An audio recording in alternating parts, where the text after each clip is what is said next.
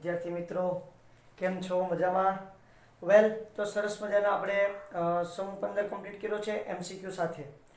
હવે વાત કરવાની છે સમૂહ 16ના તત્વોની. જ્યાં જો સમય નથી બગાડવાનો, બરોબર, ફટાફટ સમૂહ 16ના તત્વોની આપણે વાતો શરૂ કરી દઈએ છીએ. શું કહે છે સમૂહ 16ના તત્વો? ત્યાંથી આપણે શરૂઆત કરીએ. કોણ કોણ સમૂહ 16ના તત્વો છે, બરોબર છે, અને કેવા ક્યાંથી પ્રાપ્તિ સ્થાન ક્યાં ક્યાં છે અને ક્યાંથી પ્રાપ્ત થાય છે, અને બીજી વાત કરવાની છે એના ભૌતિક ગુણધર્મોની, બરોબર. પછી રાસાયણિક ગુણધર્મો, પછી ઓક્સિજન, ઓઝોન, સલ્ફર, આ બધી મસ્ત મસ્ત વાતો કરવાની છે. અને બનાવટ ગુણધર્મ અને ઉપયોગોની જબરદસ્ત વાતો કરી અને આપણે સમૂહ 16 શીખવાનો છે. તો જો તમે 11 માંથી માંડીને અત્યાર સુધી જોશો ને, તો તમે ટોટલ કેટલા સમૂહ શીખી ગયા છો? પહેલો એસ વિભાગના તત્વોની અંદર પહેલો બીજો સમૂહ, પી વિભાગના તત્વો એક, એની અંદર ત્રીજો 13મો 14મો સમૂહ, બરોબર છે. પછી 15મો સમૂહ આપણે ઓલરેડી શીખી ગયા છીએ. 15મા સમૂહના તત્વો કોણ કોણ હતા?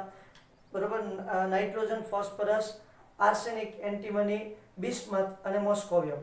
નેપાળ, પાકિસ્તાન, ઓસ્ટ્રેલિયા, સબસે ભિખારી મોસ્કો. ઓકે, એવી જ રીતે અહીંયા સમૂહ 16ના તત્વોની વાત કરીએ. બહુ ઇન્ટરેસ્ટિંગ ટોપિક છે. બસ આ બે જે છે, આ બે સમૂહ ખૂબ લાંબા છે. સમૂહ 15 અને સમૂહ 16, બરોબર. 15 તો ઓલરેડી આપણે કમ્પ્લીટ કરી નાખ્યો છે. સમૂહ 16 ની વાત કરીને કે સમૂહ 17 અને સમૂહ 18 એ એટલા બધા લાંબા નથી, એટલે ટૂંકમાં ઘટતું જાય છે લંબાઈનું પ્રમાણ. સમૂહ 15 બહુ લાંબો છે, પછી સમૂહ 16 એનાથી ટૂંકો, સમૂહ 17 એનાથી નાનો, અને સમૂહ 18 સૌથી નાનો. તો સૌથી નાનો. સમૂહ 16 ની વાત કરીએ. સમૂહ 16, બરોબર છે. શું હોય છે સમૂહ 16ના તત્વો? ક્યાં ક્યાં હોય છે એની મસ્ત મજાની મારે સાહેબ વાતો કરવી છે. તમે અમને જણાવો. તો પહેલા તો સમૂહ 16ના તત્વોના નામ કરી દઈએ. સમૂહ 16, જેને ચાલ્કોજન સમૂહ તરીકે પણ ઓળખવામાં આવે છે. કયો સમૂહ કહેવામાં આવે છે? ચાલ્કોજન.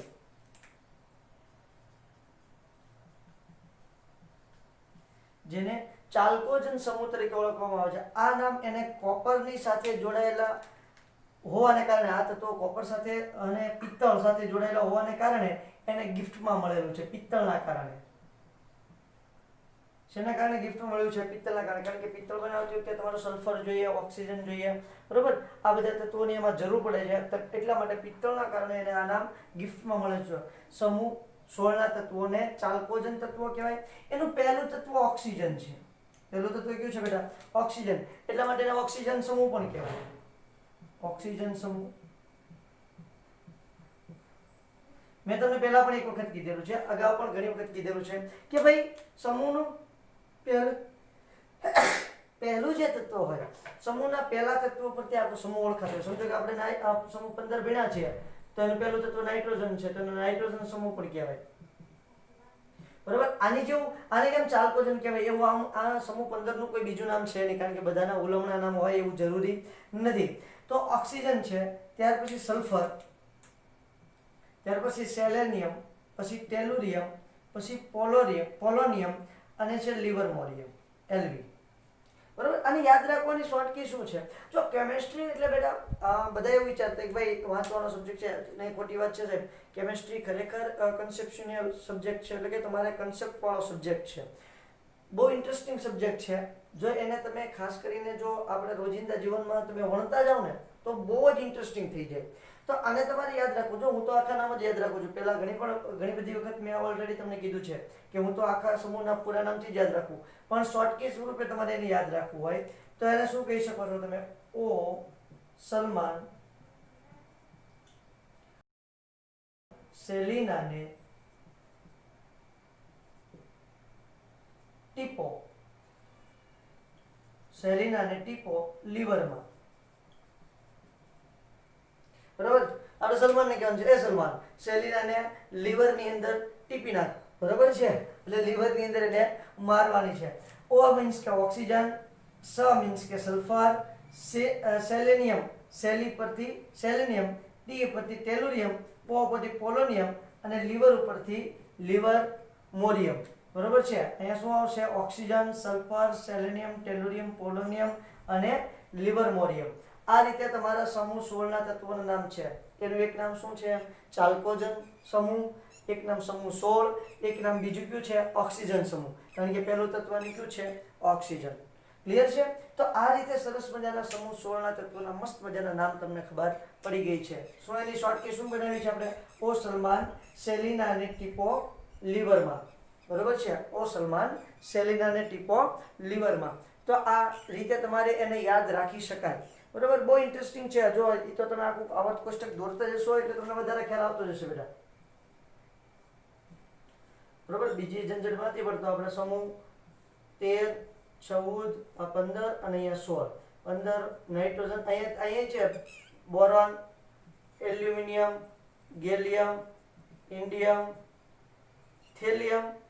બરોબર છે. પછી અહીંયા તમારે કોણ આવશે? Carbon, sulphur, sorry silicon, germanium, પછી ટીન અને લેડ.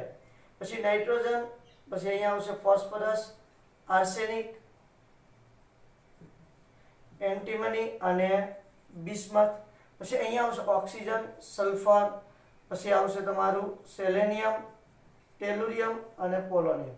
છેલ્લા નામ મેં લખ્યા નથી, જોકે લખી નાખું તો કંઈ વાંધો છે નહીં, પણ આ તો મેં નથી લખ્યા, એની જરૂર છે નહીં અત્યારે, એટલા માટે. તો અહીંયા જો ઓ સલમાન, અહીંયા આપણે લખી નાખીએ 100 ભણીએ છીએ. અહીંયા લીવર મોડિયમ, જો કે આ બધાનું મોસ્કોવિયમ, બધાના નામ બહુ ઇન્ટરેસ્ટિંગ છે અને બહુ સરસ છે. બરોબર છે. તો પછી આનું નામ શું પડ્યું હતું આપણે? બટાટા, આલુ, પછી ગાજર, ઇન થેલીમાં નાખ, નિહોનિયમ. બધાના નામ છે, કોઈ ચિંતા કરવાની જરૂર નથી. પણ આપણે જેની જરૂર છે એની વાતો કરીએ છીએ. બરોબર, આ બધાની કઈ અત્યારે આપણે ખાસ જરૂર છે નહીં. આપણે તો માત્ર જરૂર કોની છે? સમૂહ 16 ના તત્વોની, જે તમારા આવર્ત કોષ્ટકમાં સમૂહ 16 તરીકે આવેલો છે. એનું તમે મેન્ડેલિફ પ્રમાણે નામકરણ કરશો તો એનું નામ શું થશે ભાઈ? મેન્ડેલિફ પ્રમાણેનું નામકરણ કરવા જશો તો કેટલામો નંબર આવશે એનો? 3B, પછી 4B, પછી 5B અને આનું નામ આવશે 6B, 6B. બરાબર છે. તો એને 6B તત્વ તરીકે પણ ઓળખવામાં આવે છે. કોના પ્રમાણે? તો કે મેન્ડેલિફના નામ પ્રમાણે. ઓકે, ચલો હવે ત્યાંથી આગળ વધીએ. તો હવે જોઈએ છે એના પ્રાપ્તિ સ્થાન, ક્યાંથી અને કેવી રીતે અને કેટલા પ્રમાણમાં પ્રાપ્ત થાય છે એની વાત કરીએ છીએ. પ્રાપ્તિ સ્થાન. ઓકે, તો સૌથી પહેલું તત્વ કોણ છે? ઓક્સિજન છે. ઓક્સિજનનું પ્રાપ્તિ સ્થાન જોવા જઈએ તો ઓક્સિજન છે. ઓક્સિજન પૃથ્વીના પોપડામાં, એટલે કે પૃથ્વીનું જે ઉપરના પોપડાનું બંધારણ છે, પૃથ્વીના પોપડામાં સૌથી વધારે પ્રમાણમાં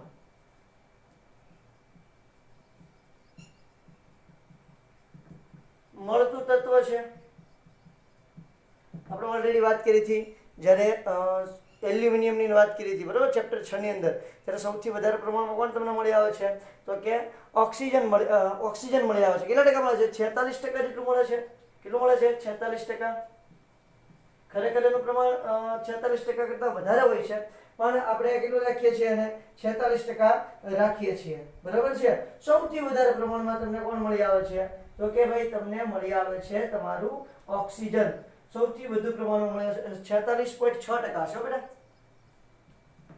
46.6% ઓક્સિજન મળે છે. પૃથ્વીના પોપડાની વાત કરીશું. વાતાવરણમાં જોવા જઈએ તો વાતાવરણમાં સૌથી વધારે નાઇટ્રોજન હોય. બીજા ક્રમે કોણ છે? તો કે બીજા ક્રમે તમારું 20.946%. આ પણ કયું છે? ઓક્સિજન છે. O2 વાયુ સ્વરૂપે હોય છે. આપણે એને near level is equal to કેટલું કહીએ છીએ? 21% કહીએ છીએ. કેટલા કહીએ છીએ? 21% તરીકે ઓળખીએ છીએ. તો આ પૃથ્વીની પોપડાની અંદર ઓક્સિજન સૌથી વધારે પ્રમાણમાં 46.6% હોય. ત્યાર પછી કોણ હોય છે આપણું? તો કે વાતાવરણની અંદર 20.946% હોય. તો 46.6% પહેલા ક્રમાંકે હોય પૃથ્વીના પોપડામાં. બીજા નંબરનું તત્વ કયું છે? યાદ હશે તમને, આઈ હોપ. બીજા નંબરનું તત્વ છે તમારું સિલિકોન. ત્રીજા નંબરનું તત્વ કોણ છે? એલ્યુમિનિયમ. બરાબર છે. જ્યારે આપણે એલ્યુમિનિયમની વાત કરી હતી ત્યારે આ બધી વાતો આપણે સામે લઈ આવ્યા હતા. ઓકે, તો જુઓ આ વાત ઓક્સિજનની થઈ છે. હવે આપણે જોઈએ છીએ સલ્ફર. સલ્ફરની વાત બહુ ઇન્ટરેસ્ટિંગ છે. સલ્ફર એમ તમે પૃથ્વીના પોપડાની અંદર જોવા જશો ને બેટા, તો 0.03% થી 0.1% સુધી હોય છે. 0.03% થી 0.1% સુધીનું એનું પ્રમાણ હોય. 0.03% થી 0.1% સુધીનું તમને એનું પ્રમાણ જોવા મળશે. એમ તમે જોવા જશો તો ખાસ કરીને gypsum.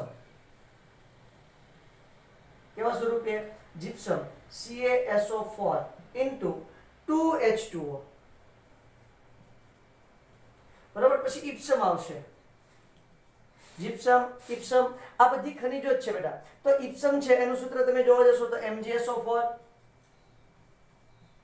into 7H2O, MgSO4 into 7H2O. ત્યાર પછી તમે જોવા જાઓ એટલે બેરાઇટ ખનિજ આવશે અને સલ્ફાઇડ યુક્ત સંયોજનો તરીકે ગેલિના, તમને લખતો જ જાઉં છું બધાય. ત્યાર પછી આવશે બેરાઇટ, BaSO4, કોણ આવશે, BaSO4. આ બધી જ ખનિજોના નામ અને અણુસૂત્ર યાદ રાખવાના છે, ઘણી વખત ક્વેશ્ચન પૂછી નાખે છે, બરોબર છે. બેરાઇટ ખનિજ તરીકે BaSO4 છે, સલ્ફાઇડ ખનિજ તરીકે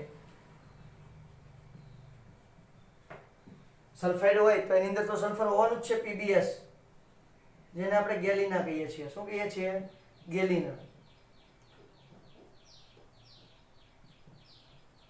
પછી બીજો આવશે ZnS, જેને આપણે ઝિંક સલ્ફાઇડ કહીએ છીએ, અને ખનિજ હોય ત્યારે આપણે એને કહીએ છીએ ઝિંક બ્લેન્ડ,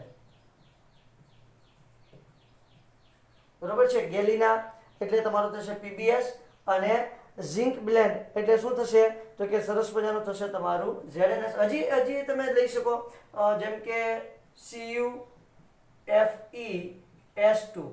આઈ હોપ તમને યાદ હશે આ ખનિજનું નામ, બરોબર છે. ચેપ્ટર 6 ની અંદર આની વાતો આપણે બહુ મસ્ત મજાની ઉલ્લી કરી હતી. તો શું નામ થશે આનું, તો આનું નામ થશે કોપર પાયરાઇટ, કોપર પાયરાઇટ તરીકે ઓળખવામાં આવે, CuFeS. આ સલ્ફાઇડ છે. કેવી રીતે છે તો કે સલ્ફાઇડ છે. હજી તમને સલ્ફર જે છે એ હજી મળી આવે છે, જેમ કે જ્વાળામુખી હોય, જ્વાળામુખીમાંથી H2S સ્વરૂપે થોડા ઘણા અંશે મળી આવે છે. કેવા સ્વરૂપે મળે છે, H2S સ્વરૂપે જ્વાળામુખીમાંથી તમને સલ્ફર મળી આવે છે. ત્યાર પછી તમે જોવા જાવ તો કાર્બનિક પદાર્થ, અહીંયા લખી નાખું છું, કાર્બનિક પદાર્થ તરીકે કોણ હોય તો કે તમારા શરીરની અંદર જોવા જઈએ તો શરીરની અંદર સલ્ફરનું પ્રમાણ પુષ્કળ હોય છે. તો એમાં શરીરની અંદર કયા સ્વરૂપે હોય છે તો જો કાર્બનિક પદાર્થની અંદર પ્રોટીન આવશે, આપણા વાળ આવશે, આ બધા કાર્બનિકના જ બનેલા હોય છે, બરોબર છે. તો કાર્બનિક પદાર્થમાં હું જેટલા પદાર્થ છે એને જરાક નામ લખતો જાઉં તો સૌથી પહેલા ઈંડા લખીશ, ઈંડા સલ્ફર માટે બહુ બેસ્ટ, બરોબર છે. પછી આવશે તમારું લસણ, પ્રોટીન, લસણ, ડુંગળી,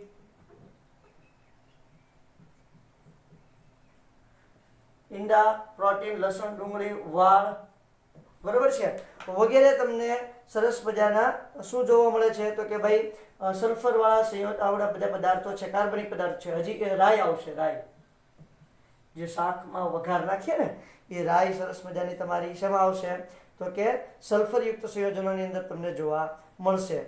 ઓકે, ચલો. તો આ સરસ મજાની તમારી વાત કોની થઈ છે તો કે સલ્ફરની વાત થઈ છે, સલ્ફરના પ્રાપ્તિ સ્થાનની વાત થઈ છે. હવે આગળ જઈએ હજી તો હવે સેલેનિયમ અને ટેલુરિયમ, આ ઓક્સિજન અને સલ્ફરની વાત થઈ છે. ત્યાંથી આગળ કોણ આવશે, હવે બધા જે તત્વો છે ને એ તો બધા બહુ કોમન છે, એ બધા ખાસ એટલા બધા પ્રાપ્તિ માટે અગત્યના નથી, બરોબર છે, અને એટલા બધા મળી પણ નથી આવતા, બહુ ઓછા સ્વરૂપે તમને જોવા મળે છે. આગળ વધીએ તો હવે કોણ આવશે, હવે તમને જોવા મળશે સરસ મજાનું સેલેનિયમ અને ટેલુરિયમ.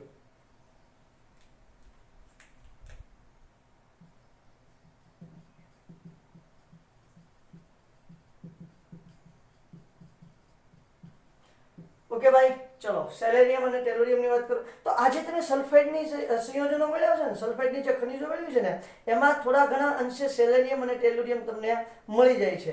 ધાતુ સેલેનાઇડ અને ધાતુ ટેલુરાઇડ સ્વરૂપે જે તમે સલ્ફાઇડ સરસ મજાનું મેળવ્યું છે, આ સલ્ફાઇડ જે ખનિજો છે એની અંદર સેલેનિયમ થોડા ઘણા અંશે તમને જોવા મળે છે. સલ્ફાઇડ ખનિજોમાં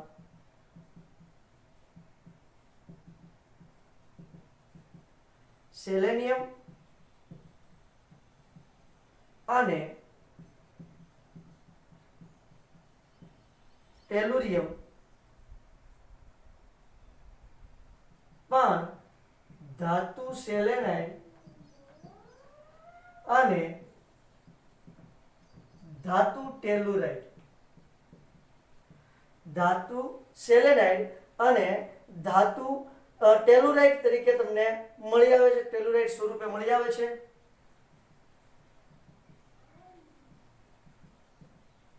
કોણ? તો કે સેલેનિયમ અને ટેલુરિયમ. ત્યાર પછી આવે છે પોલોનિયમ. કોણ આવે છે? પોલોનિયમ. પોલોનિયમ કઈ રીતે મળે છે એ જરાક અમને કહો. તો પોલોનિયમ છે ને એ રેડિયો સક્રિય છે અથવા તો રેડિયો એક્ટિવ છે. કેવી છે? રેડિયો એક્ટિવ ધાતુ છે. હવે એને તમારે મેળવવું હોય ને તો એ તમને સીધું મળી આવતું નથી. રેડિયો એક્ટિવ તત્વોમાં સીધા મળવું ને એ બહુ મુશ્કેલ છે. એમાં ખાસ કરીને યુરેનિયમ ને છે એ બધા મળી આવે છે, બરોબર છે, બાકી સીધું તમને કોઈ મળે નહીં. તો આને તમારે મેળવવું હોય ને તો થોરિયમ અને તમારું જે યુરેનિયમ છે એની ક્ષયિત નિપજ તરીકે તમને મળશે. શેમાંથી મળશે? થોરિયમ અને યુરેનિયમ ક્ષયિત નિપજ.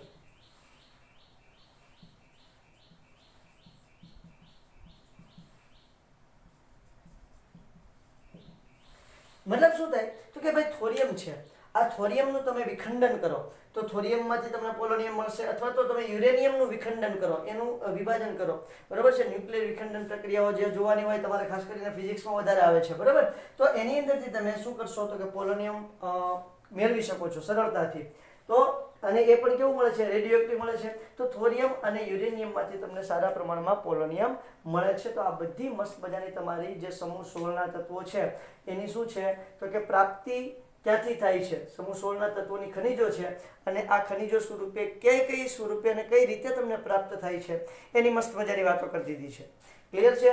હવે જો મેં તમને કીધું એમ કે ભાઈ બહુ કન્સેપ્ચ્યુઅલ સબ્જેક્ટ છે, બહુ વિચાર માંગી લેવો સબ્જેક્ટ છે કેમેસ્ટ્રી, અને એને તમારા રોજિંદા જીવનમાં વણતું જવાનું છે કે રસાયણ વગર જીવન શક્ય નથી, બરોબર છે. આવું કહે છે અને એવું જ હોય છે. કારણ કે કોઈ પણ તમે વસ્તુ જોવો તો આપણે શરીરની અંદર જોશો ને તો તે બહુ બધી કેમિકલ રિએક્શન થતી હોય છે. તો એને આપણે શું કરવાનું છે? રોજિંદા જીવન આરે વણતું જઈએ, વણતા જશું એટલે ધીમે ધીમે આપણને શું થઈ જાય તો કે એની આદત પડી જાય અને સરસ મજાનો આપણને આવડવા મળે. વેલ, તો હવે છેલ્લું તત્વ આવે છે લિવરમોરિયમ. કોણ આવે છે? લિવરમોરિયમ આવે છે. ઓકે, લિવરમોરિયમને કઈ રીતે મેળવવું ભાઈ? તો કે આ સંશ્લેષિત રેડિયોએક્ટિવ પદાર્થ છે. બહુ ઇન્ટરેસ્ટિંગ છે. સંશ્લેષિત રેડિયોએક્ટિવ પદાર્થ છે. કેવો પદાર્થ છે? સંશ્લેષિત રેડિયોએક્ટિવ પદાર્થ છે. તેનો પરમાણુ ક્રમાંક 116 છે. પરમાણુ ક્રમાંક 116 છે. પરમાણુ ભાર જોવા જઈએ, પરમાણુ ભાર 292 છે. 292 યુ, બરોબર છે. પરમાણુ ક્રમાંક 116 છે અને પરમાણુ ભાર 292 યુ તમને જોવા મળે. એટલે તમારે એને દર્શાવવું હોય તો આ રીતે દર્શાવી શકો તમે ભાઈ. 116 LV 292 લિવરમોરિયમ. હવે સંશ્લેષિત છે, મતલબ કે તમને પ્રયોગશાળામાં આ બનાવેલું છે. ક્યાં બનાવેલું છે? પ્રયોગશાળામાં. તેનો અર્ધ આયુષ્ય સમય ખૂબ ઓછો. એક તો જો પહેલાંય વાત કરી છે આપણે કે આ જે તત્વો છે, જે સંશ્લેષિત તત્વો છે, એને બનાવવા માટે ખૂબ જ મોંઘા સાધનોની જરૂર પડે છે. અને એનો જે અભ્યાસ છે, આ અભ્યાસ કરવા માટે પણ ખૂબ મોંઘા સાધનોની જરૂર પડે છે. તો શું થાય છે તો કે ભાઈ આ લિવરમોરિયમ જે મેળવ્યું છે એ ખૂબ અલ્પ પ્રમાણમાં મળે છે. ખૂબ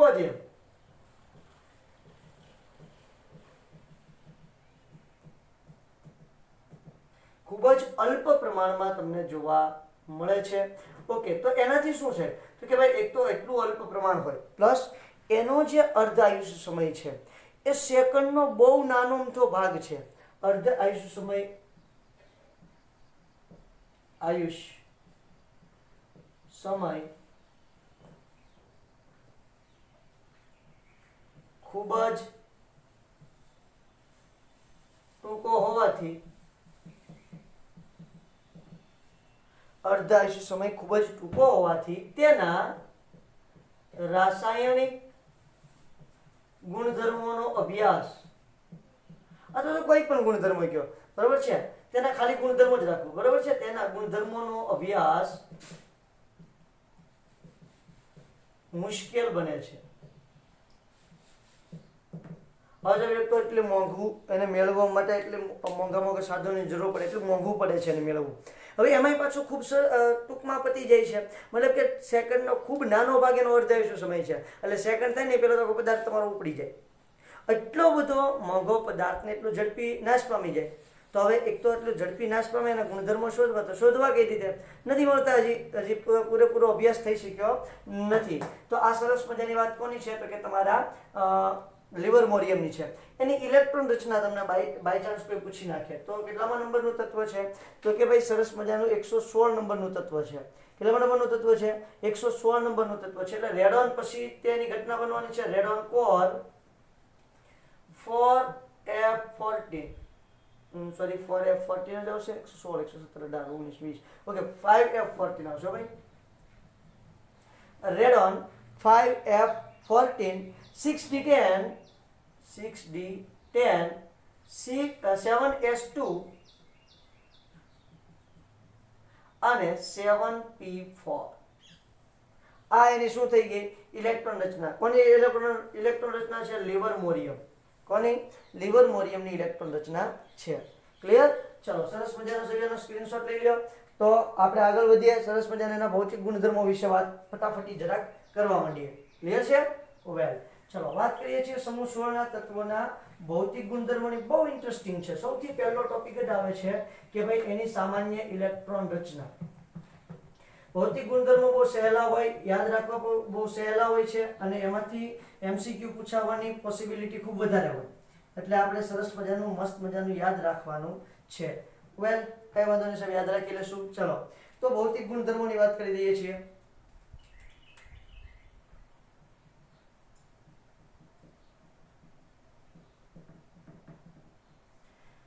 સૌથી પહેલો ભૌતિક ગુણધર્મ કયો છે? સામાન્ય ઇલેક્ટ્રોન રચના.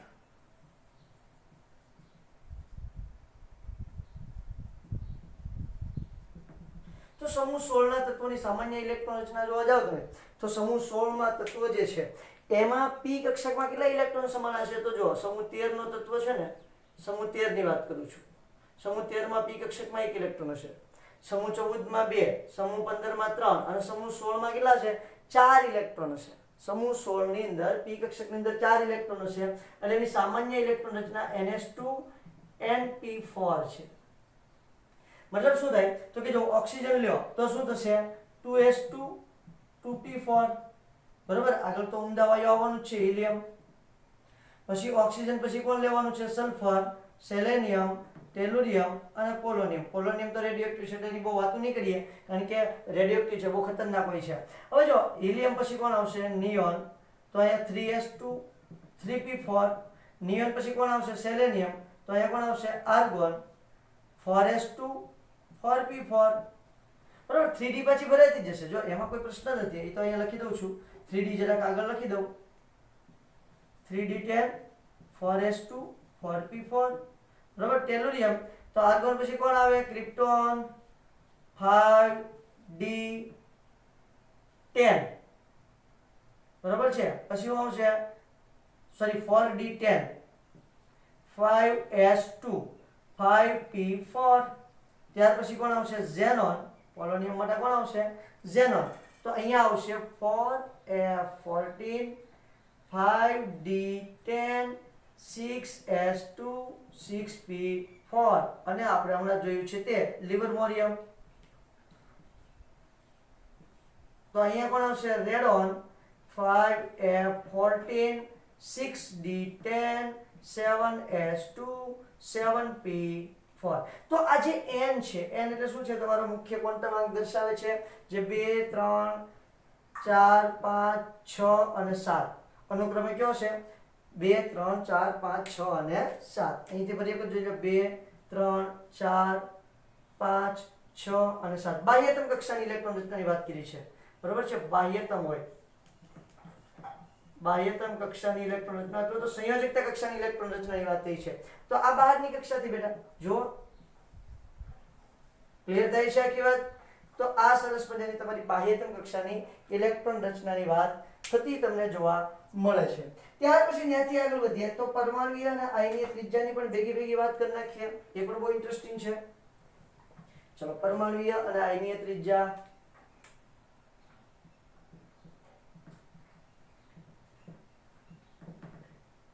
આયનીય ત્રિજ્યા.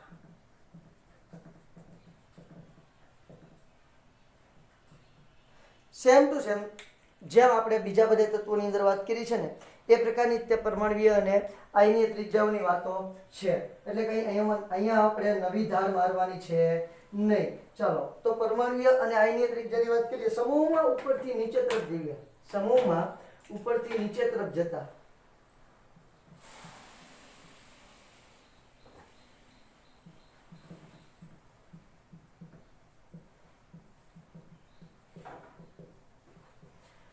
સમૂહમાં ઉપરથી નીચે તરફ જતા પરમાણ્વીય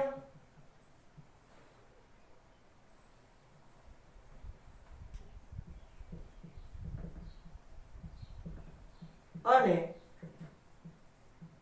આયનીય ત્રિજ્યા વધે છે. હા તો સ્વાભાવિક છે ને ભાઈ, સમૂહમાં ઉપરથી નીચે જાઓ એટલે શું થઈ જાય તો કે પરમાણ્વીય અને આયનીય ત્રિજ્યામાં શું થતું જોવા મળે છે તમને? વધારો થતો જોવા મળે. કેમ કે ભાઈ કક્ષા ઉમેરે. જો પેલા 2 હતી, પછી 3 થઈ, 4 થઈ, 5 થઈ, 6 થઈ, 7 થઈ. કક્ષાનો ઉમેરો થતો જાય છે. કક્ષાનો ઉમેરો થતો જાય એટલે કદ સ્વાભાવિક રીતે વધવાનું જ છે ને ભાઈ. પેલા 1 અને 2 કક્ષા હતી, પછી 1 2 ને 3 થઈ, પછી 1 2 3 ને 4 થઈ, પછી 1 2 3 4 ને 5 થઈ, પછી 1 2 3 4 5 અને 6 થઈ. તો કક્ષા જેમ વધતી જાય એમ કદ કેવું થતું જાય? મોટું થતું જાય. એટલે પરમાણ્વીય અને આયનીય ત્રિજ્યા વધે છે અને કદ એના કેવા હોય છે? મોટા હોય છે. અપવાદ ઓક્સિજનનું કદ થોડું કેવું હોય છે? નાનું હોય છે. એટલે આપણે તમને પૂછી નાખે પરમાણ્વીય ત્રિજ્યા તો આયનીય ત્રિજ્યાનો ક્રમ તો કોણ આવશે? ઓક્સિજન કરતા કોણ મોટું આવશે? ઓક્સિજન, પછી સલ્ફર, સેલેનિયમ, ટેલુરિયમ અને પોલોનિયમ. ક્લિયર? આની પરમાણ્વીય અને આયનીય ત્રિજ્યાના ક્રમની વાત થઈ. ઓકે, એટલે સુધી ક્લિયર થાય છે બેટા? પડે છે કે નથી પડતી? બોલો, પડે કે નહીં? યસ, પડે છે. ચલો ત્યાંથી આગળ વધીએ. તો હવે આપણે આગળ વાત કરવાની છે એની આયનીકરણ એન્થાલ્પીની. આ પણ બહુ ઇન્ટરેસ્ટિંગ છે અને એની આયનીકરણ એન્થાલ્પી તો સરસ મજાની તમારે યાદ રાખવી જ રહી. બરોબર છે? શું કહે છે એની આયનીકરણ એન્થાલ્પી? તો એની જરાક મસ્ત મજાની વાત કરી દો. હવે જો સમૂહમાં ઉપરથી નીચે તરફ તમે જશો એટલે આયનીકરણ એન્થાલ્પી સ્વાભાવિક રીતે કેવી થવાની છે? ઘટવાની છે. સમૂહમાં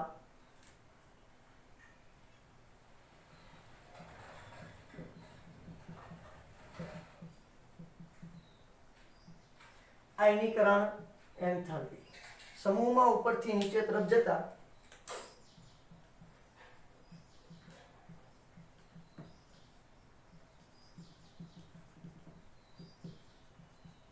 કદ વધે છે. તેથી આયનીકરણ એન્થાલ્પીમાં પણ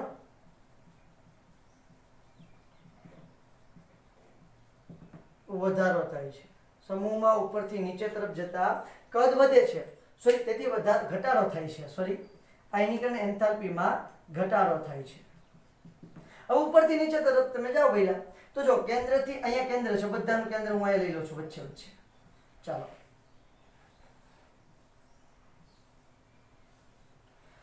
તો હવે તમે જુઓ, આ તમારું કેન્દ્ર છે, અહીંયા ઇલેક્ટ્રોન હોય અને અહીંયા કેન્દ્ર છે અને અહીંયા ઇલેક્ટ્રોન હોય. તો આ અંતર અને આ અંતર બે શું થઈ ગયું?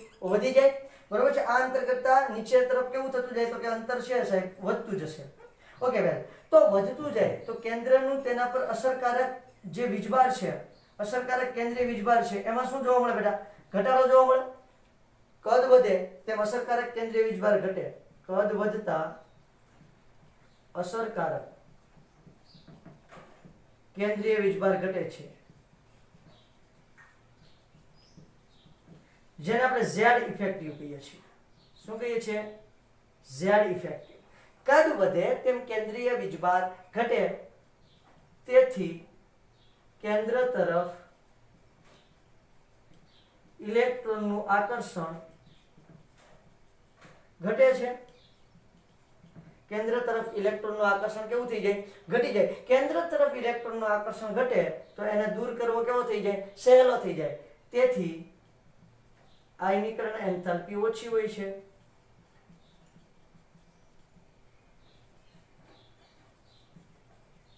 વાત આવી આખી સમજમાં? પડી કે નહીં? ઓકે, હવે શું થઈ જાય, જો કેન્દ્ર તરફ કેન્દ્રથી દૂર જાય એટલે અસરકારક કેન્દ્રીય વીજભાર હોય એ કેવો થઈ જાય, ઓછો થઈ જાય, જેને આપણે ચેપ્ટર નંબર 3 11મા ધોરણની અંદર ઝેડ ઇફેક્ટિવ કીધેલું. શું કીધેલું છે? ઝેડ ઇફેક્ટિવ નામ આપેલું છે. ઓકે, આ ઝેડ ઇફેક્ટિવ જે છે એ ઘટી જાય એટલે કેન્દ્ર તરફ જે આકર્ષણ હોય ને એ આકર્ષણ ઘટી જાય, તેથી એની આયનીકરણ એન્થાલ્પી કેવી હોય છે? ઓછી હોય છે. પ્રથમ આયનીકરણ એન્થાલ્પી ઓછી હોય છે. બીજી વાત, સમૂહ 15 ના તત્વો કરતા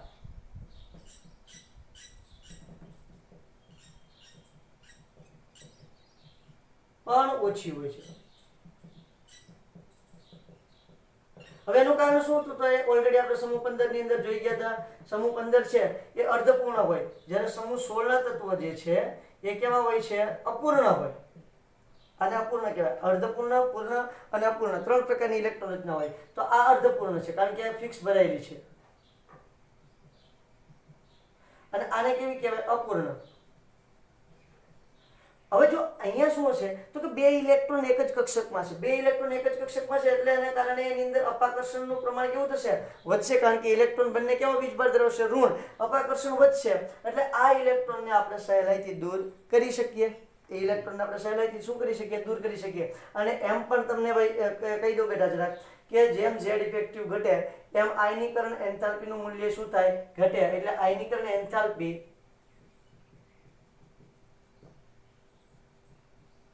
proportional to Z effective એટલે કે અસરકારક કેન્દ્રીય વીજભારના સમપ્રમાણમાં હોય. બીજું, આયનીકરણ એન્થાલ્પી એ પરમાણુય ત્રિજ્યાના કેવા પ્રમાણમાં હોય? વ્યસ્ત પ્રમાણમાં હોય. આયનીકરણ એન્થાલ્પી proportional to 1 upon પરમાણુય ત્રિજ્યા. જેમ પરમાણુય ત્રિજ્યા વધે એમ આયનીકરણ એન્થાલ્પી ઘટે એટલે એકબીજાના કેવા પ્રમાણમાં હોય? વ્યસ્ત પ્રમાણમાં હોય. આ સંબંધ તમારે યાદ રાખવાનો છે. ક્લિયર? હવે સમૂહ 16 એટલે જે સમૂહ 16 ના તત્વો છે એની સમૂહ 15 ના તત્વો કરતા આયનીકરણ એન્થાલ્પી, પ્રથમ આયનીકરણ એન્થાલ્પી ખાસ યાદ રાખજો. આ કેની વાત થાય છે? ડેલ્ટા IH1 ની વાત થઈ છે. પ્રથમ આયનીકરણ એન્થાલ્પી ની વાત થઈ છે. એ સમૂહ 15 ના તત્વો કરતા ઓછી હોય અને સમૂહ 17 ના તત્વો કરતા ઓછી હોય. આયનીકરણ એન્થાલ્પી સમૂહ 15 અને સમૂહ 17 બંનેના તત્વો કરતા કેવી હોય છે? ઓછી તમને જોવા મળે છે. ત્યાર પછી આવે છે ઇલેક્ટ્રોન પ્રાપ્ત એન્થાલ્પીની વાતો. શેની વાત આવે છે બેટા? ઇલેક્ટ્રોન પ્રાપ્ત એન્થાલ્પીની વાત. ઓકે, ફટાફટ ઇલેક્ટ્રોન પ્રાપ્ત એન્થાલ્પીની વાત પણ આપણે કરી દઈએ. ભૌતિક ગુણધર્મો ચાલે છે બેટા.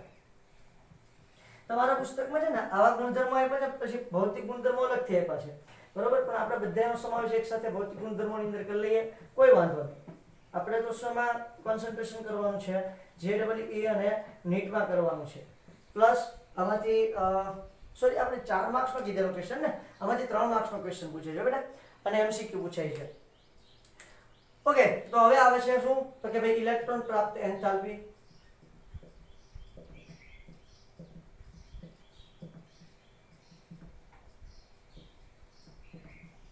ચાલો, ઇલેક્ટ્રોન પ્રાપ્ત એન્થાલ્પી ની અંદર શું વાતો કરશું? તો કે ભાઈ સમૂહ 16 ના જે તત્વો છે, સમૂહ 16 ના તત્વો એટલે ચાલ્કોજન સમૂહ, ઓક્સિજન સમૂહ. સમૂહ 16 ના તત્વો છે એની ઇલેક્ટ્રોન પ્રાપ્ત એન્થાલ્પી ઘણી વધારે હોય છે. સમૂહ 16 ના તત્વોની 16 ના તત્વોની ઇલેક્ટ્રોન પ્રાપ્ત એન્થાલ્પી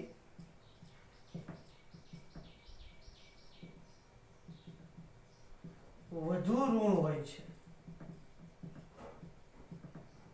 કેવી હોય છે? વધુ ઋણ હોય છે. સમૂહ 16 ના તત્વોની ઇલેક્ટ્રોન પ્રાપ્ત એન્થાલ્પી વધુ ઋણ હોય છે. વધુ ઋણ હોય છે સરખામણીમાં કોની સરખામણીમાં વધુ ઋણ હોય છે ભાઈ? તો કે ભાઈ તમારા જે સમૂહ 15 ના તત્વો છે, સમૂહ 15 ના તત્વોની સરખામણીમાં સમૂહ 16 ના તત્વોની ઇલેક્ટ્રોન પ્રાપ્ત એન્થાલ્પીના મૂલ્યો કેવા હોય છે? વધુ ઋણ હોય છે. સમૂહ 17 કરતા ઓછા ઋણ હોય છે. વેલ, સમૂહમાં ઉપરથી નીચે તરફ જઈએ, ઉપરથી નીચે તરફ જતા ઇલેક્ટ્રોન પ્રાપ્ત એન્થાલ્પી નીચે પ્રમાણે છે.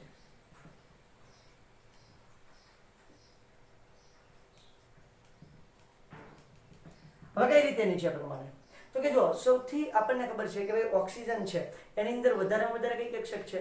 2p કક્ષક છે. ડી કક્ષક છે ને એટલે એ આપણે કોઈ નવો ઇલેક્ટ્રોન આપશું એમાં પાછું કદ કેવું છે? નાનું છે. નાનું કદ અને ડી કક્ષકનો અભાવ. ઓક્સિજનની અંદર શું હશે? તો કે ભાઈ તમારું નાનું કદ અને ડી કક્ષકનો અભાવ. એટલે ઓલરેડી ની અંદર 6 ઇલેક્ટ્રોન તો હશે, 2 અને 6 આ રીતેની અંદર ઓલરેડી ઇલેક્ટ્રોન તો હોવાના છે. એટલે ઇલેક્ટ્રોન એકબીજાને કેવા હશે? ખૂબ નજીક નજીક ગોઠવાયેલા છે. કેવા હશે? ખૂબ નજીક નજીક ગોઠવાયેલા હશે. બરોબર છે. હવે તમે એની અંદર કોઈ નવો ઇલેક્ટ્રોન નાખશો તો એની અંદર શું થશે? તો કે બેટા પુષ્કળ અપાકર્ષણ થશે, એટલે ઘડીકમાં ઇલેક્ટ્રોનને નજીક આવવા દેશે નહીં. એટલે કેવી રીતે જોવા મળશે? તો કે ભાઈ ઓક્સિજનની જે ઇલેક્ટ્રોન પ્રાપ્ત એન્થાલ્પી છે એ સલ્ફર કરતા ઓછી. પછી તો કે સલ્ફરથી પછી તમે જાઓ, સલ્ફરથી સેલેનિયમ, ટેલુરિયમ અને પોલોનિયમ આ તરફ તમે જશો એમ શું થશે? તો કે ઇલેક્ટ્રોન પ્રાપ્ત એન્થાલ્પીના મૂલ્યની અંદર ઘટાડો જોવા મળશે. ઓક્સિજન કરતા સલ્ફરની વધારે અને સલ્ફરથી પોલોનિયમ તરફ જાઓ એમ ઇલેક્ટ્રોન પ્રાપ્ત એન્થાલ્પીના મૂલ્યની અંદર તમને ઘટાડો જોવા મળે છે. ક્લિયર થાય છે આખી વાત? તો આ ઇલેક્ટ્રોન પ્રાપ્ત એન્થાલ્પીની વાત છે. હવે વિદ્યુત ઋણતાની ભેગા ભેગી ત્રીજી વાત વિદ્યુત ઋણતાની આપણે કરી જ દઈએ. શું છે ભાઈ વિદ્યુત ઋણતાની વાત? એ તો બહુ સિમ્પલ છે ભાઈ. વિદ્યુત ઋણતામાં કઈ જાજી લપછપ છે નહીં. વિદ્યુત ઋણતા જેને ઇલેક્ટ્રોનેગેટિવિટી કહેવાય. શું કહેશો આપણે? ઇલેક્ટ્રોનેગેટિવિટી. પાવલિંગ, મુલિકન જાફે અને ઓલ્ડ્રેડ રોચો નામના વૈજ્ઞાનિકે સરસ મજાની આની વાતો કરેલી છે. ઓકે, તો વિદ્યુત ઋણતામાં શું હોય છે? તો કે જો ભાઈ સૌથી વધારે વિદ્યુત ઋણતા ફ્લોરિનની છે. ફ્લોરિન કરતા બીજા ક્રમે કોણ આવે છે? ઓક્સિજન, જેની વિદ્યુત ઋણતા 3.5 છે. એનો કોઈ એકમ નથી, કારણ કે એકબીજાની સાપેક્ષ આપણે જોવાની હોય છે. હવે એમાં શું થાય છે? સમૂહમાં ઉપરથી નીચે તરફ જતા, સમૂહમાં ઉપરથી નીચે તરફ જતા, સમૂહમાં ઉપરથી નીચે તરફ જતા શું થાય છે? તો કે વિદ્યુત ઋણતા ઘટે છે. સમૂહમાં ઉપરથી નીચે તરફ જતા વિદ્યુત ઋણતા ઘટે છે. ક્લિયર? બસ એટલી જ વાત કરવાની છે, સિમ્પલ. તો ઓક્સિજનની સૌથી વધારે હશે, એનાથી ઓછી સલ્ફર, સેલેનિયમ, ટેલુરિયમ અને પોલોનિયમ. તો આ રીતે વિદ્યુત ઋણતામાં શું તમને જોવા મળે છે? ઘટાડો થતો જોવા મળે છે. પછી એના બીજા હજી ભૌતિક ગુણધર્મ, ધાતુ વિશેની વાતો અને એના રાસાયણિક ગુણધર્મ એ આપણે નેક્સ્ટ લેક્ચરમાં શીખશું. ત્યાં સુધીમાં એટલું બધું મસ્ત મજાનું ક્લિયર કરી નાખજો. MCQ ની ઘણી બધી સંભાવના છે આમાંથી પૂછવાની. Thank you.